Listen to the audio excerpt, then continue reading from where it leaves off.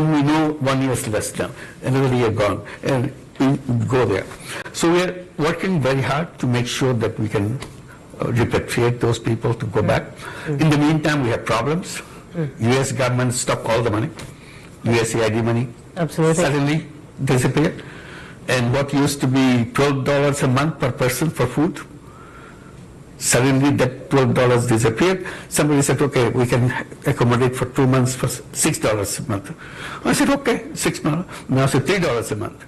What do you do with $3 a month for whole food for a family, for a person or something? So we're going through that process now. So organizing, again, going back to the world community, said, look, you asked us to host them, we are hosting them, but the responsibility of maintaining them, you took yourself. So please don't create Who are you talking to in that? Who do you really have in your sights that you would like help from? There's a whole group of countries who are with us, who was connected with the Rohingya thing. We have meetings with them. Is the UK one of those? Of course, it's a very important one. Not only one of those. The UK is a very important supporter of the whole thing, even now, in this crisis period. So we urge to have a global meeting of the Rohingyas on these issues and related issues in September this year in the United Nations. Have a separate UN General Assembly session on that. It's on the sideline of the General Assembly. Have that and discuss all these issues. This is one. In the meantime, political changes happening in Myanmar. Rakhine State is taken over by Arakan Army, which is all the hub of the Rohingya population. They have a new push of the Rohingyas pushing into Bangladesh. We started with 1.2 million Rohingyas. Now it's another 200,000 coming in from the other side because of the things are happening on the other side. So increase. And the most dangerous thing that I felt, and I started raising that, I said when they came, Rohingyas came to Bangladesh, they came with their kids. They didn't leave their kids. They have some of the 2-month-old, some of the 2 years old, some of the 5 years old. I said 7 years are gone. The 5-year-old became 12-year-old, and so on. And each year there are 35,000 children are born. So they are growing up too. So we have a whole new young generation coming up. And they have no hope. They don't know who they are, what they are supposed to be doing. It's a prison that they live in, but they have the computer, they have the mobile phone, they see everything in the world. So they say, what is our future? I said, these will be very angry young people growing up. How their anger will be expressed, we don't know. Whichever way it will be expressed, it will be a big explosion, I can assure you right now. Please help us, so that before that explosion point comes, we can take care of them, they're happy with their life, they're as creative, as talented, any of our kids. They're no different.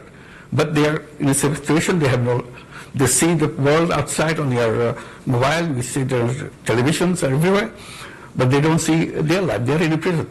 And why they are in prison? They have stories to listen to their mother, their father, no answer, why do we come back home? And that's a very important question to be answered for them. And your plan is still that eventually they go back home? That's the only way it can solve. You're not going to integrate them into Bangladesh? It's impossible to do that. It's impossible. Why? So already the people who live around the camps, very hostile. Very simple reason. You get everything free. And we are struggling to make a life. And then you take our jobs, you take our food, you take away things from us. Why didn't you go back to your country? Why are you interfering with our life? Those kind of things. Your children having a fun life, our children, no life. To them it's a fun life because you're sitting there not playing games. It's a fun life. Our children is working hard, but no life. So that will spread. The moment you say that, you promise that they will go back. The government promised that they will go back, and they know that. Now, to say that they will stay with us, who are they?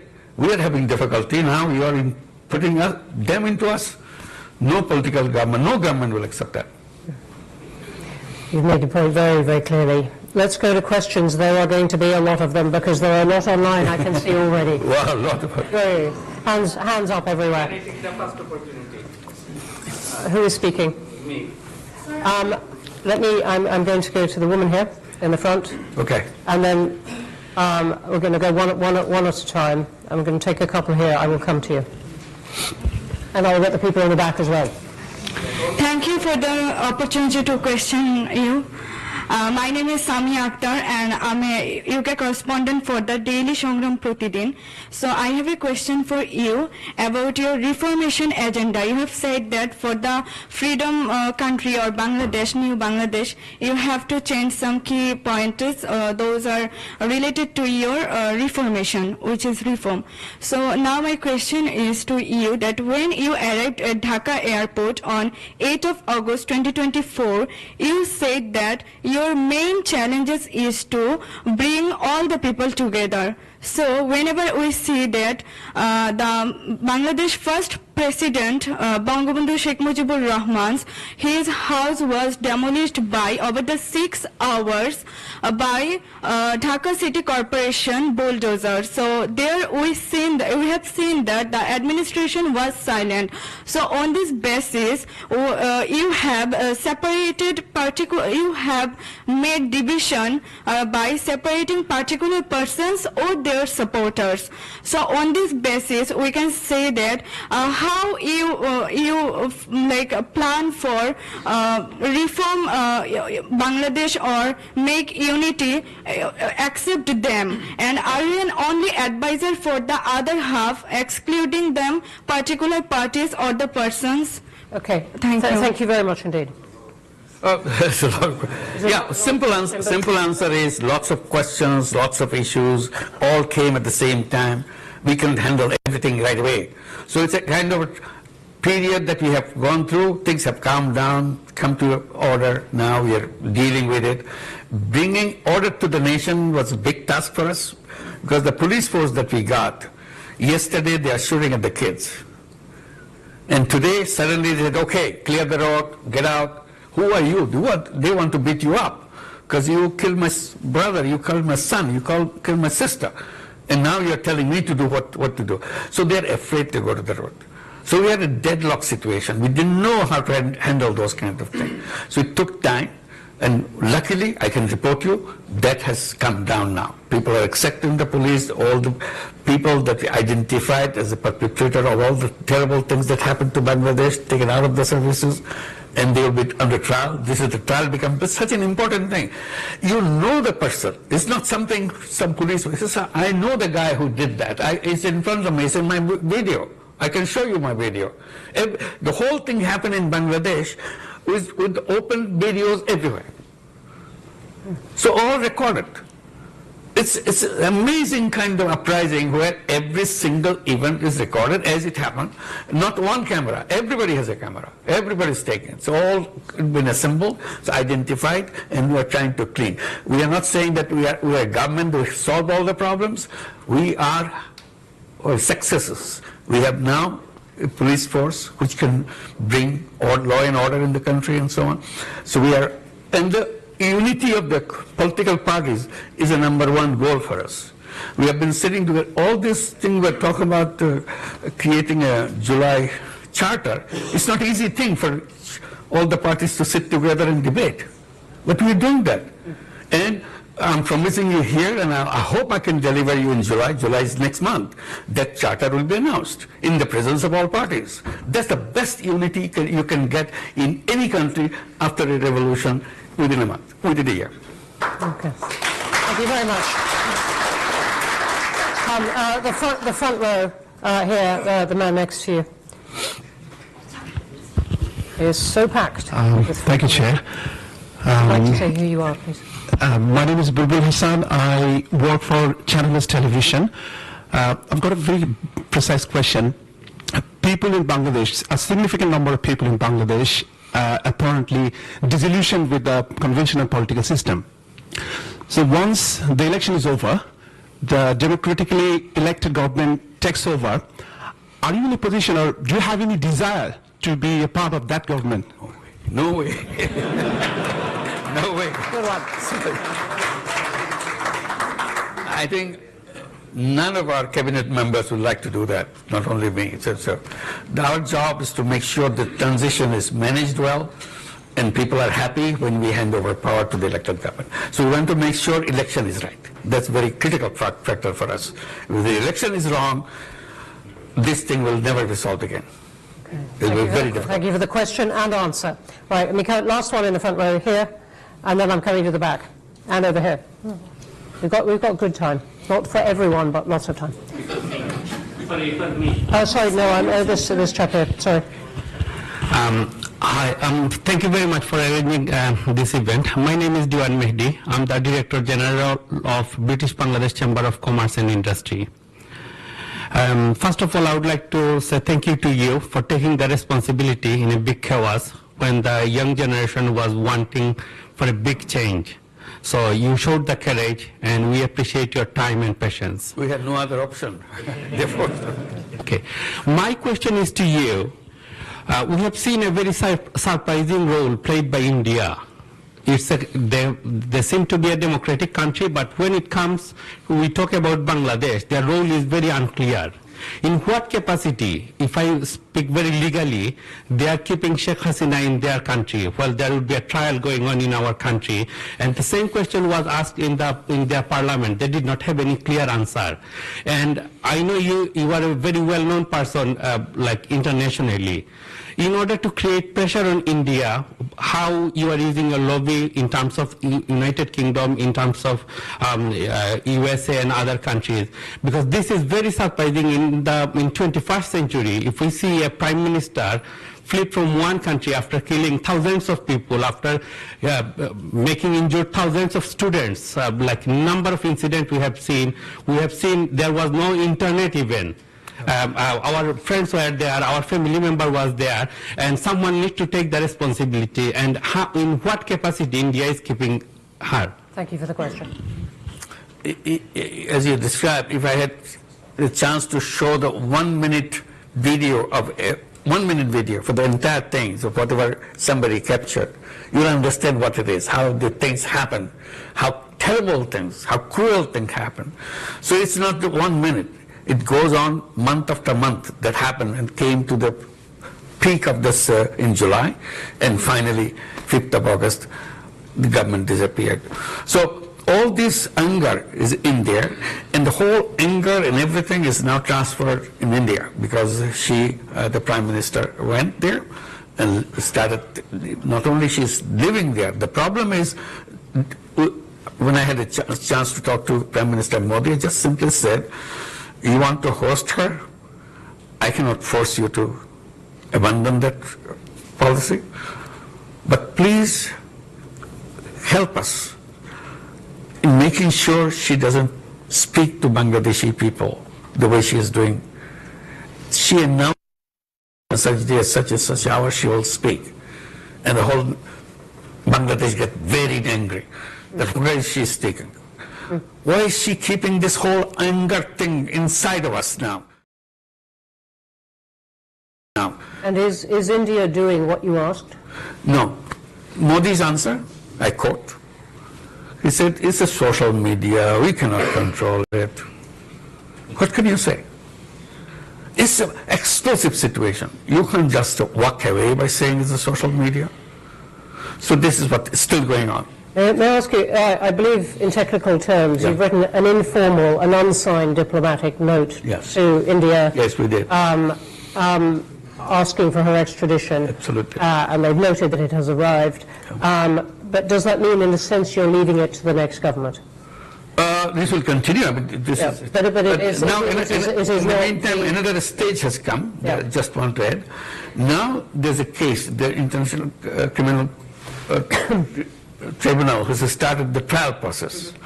They send notices to Hasina for all the crimes she has committed, part of the crimes. There's so many other crimes coming up. So they have to respond to that notice. This is a legal notice now. So we have to go to the Interpol and all the other things that happen to that. This is the process that we are following. We want it to be very legal, very proper. We don't want to make sure that we do something out of anger or something.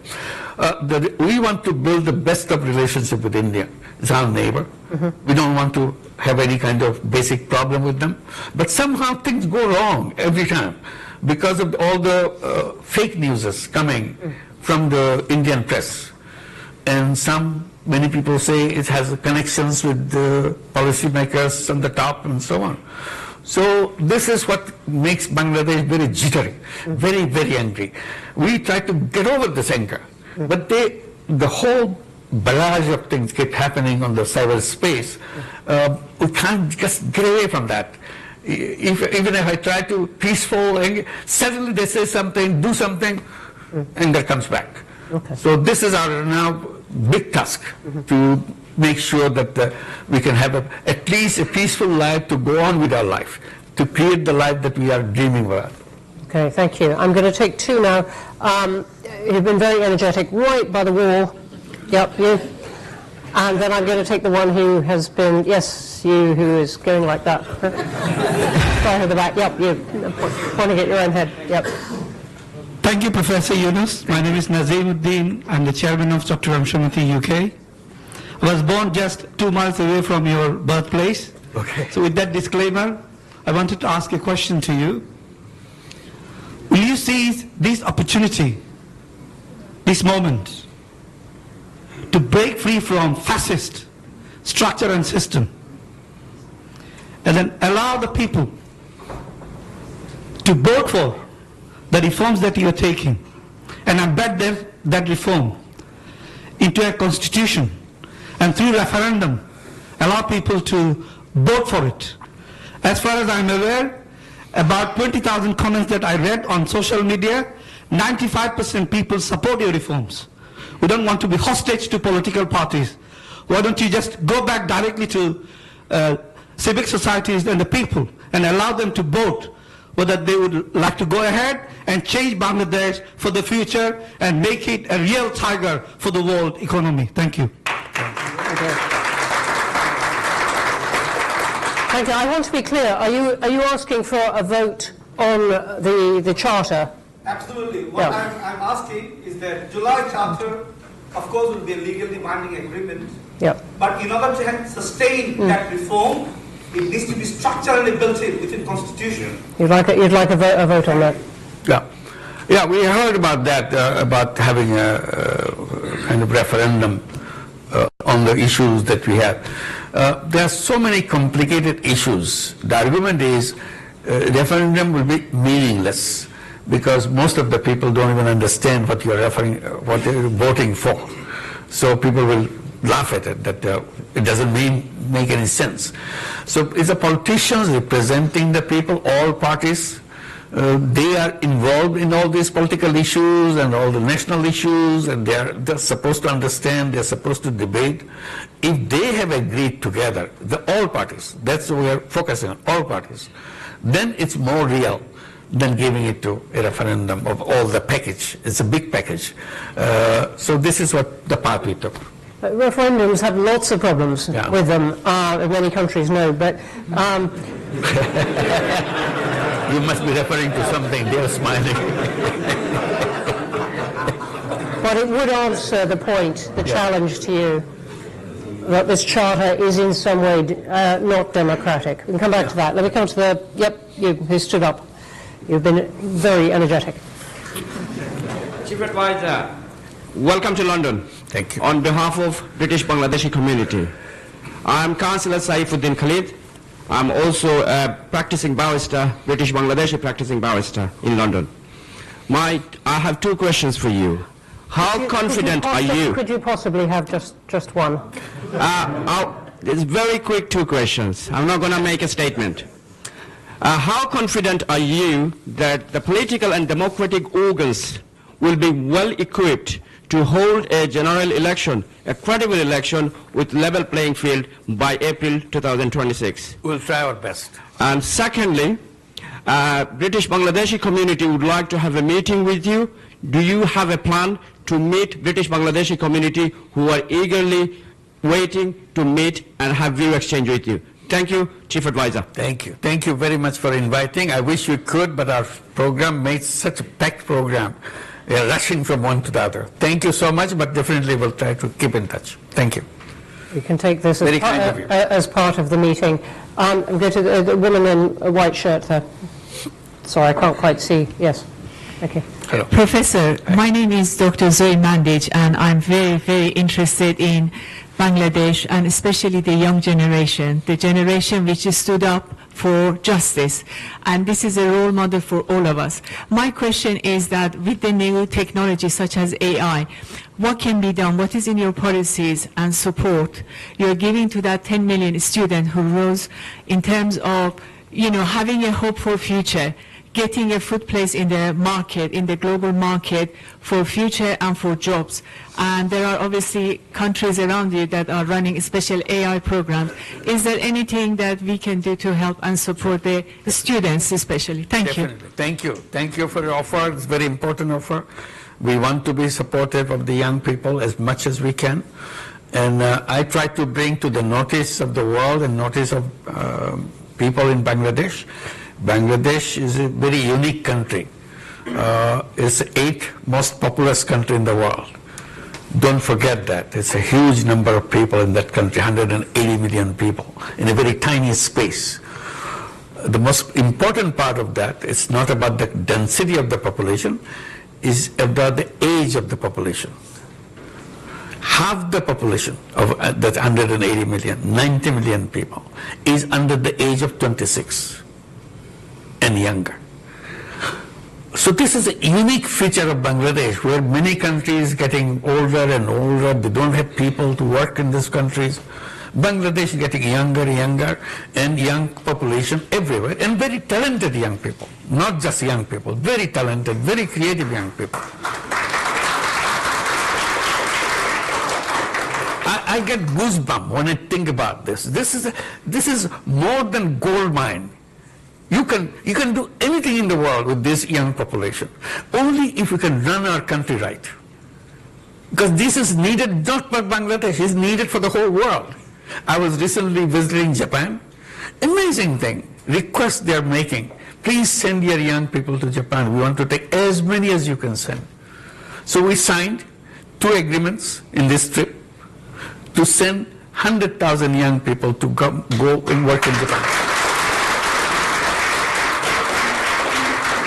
And I said, please keep these doors open so that we can continue to bring young people from Bangladesh, boys and girls, not just boys and girls, to come to Japan and do everything that you need to do, because you don't have any population to run your factory, run your businesses, run your buses. Their buses are stopped. They have no driver. Their taxis don't function. There's no driver.